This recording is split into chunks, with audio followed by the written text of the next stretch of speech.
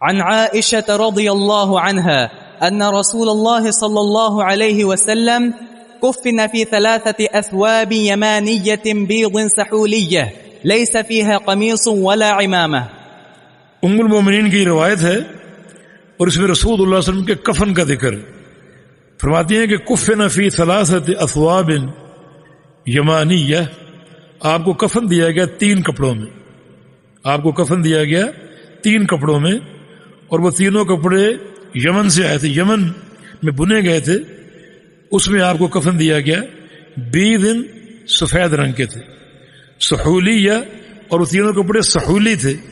سحولی یمن کا ایک شہر ہے جہاں وہ کپڑا تیار ہوا تھا.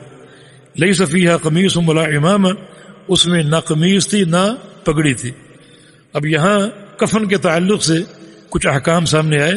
ایک تو یہ کہ میت اگر مرد ہو تو اس کے کفن میں 3 کپڑے جو ہیں وہ استعمال ہوتے ہیں، اور سفید رنگ مسنون ہے، کفن میں سفید رنگ مسنون ہے.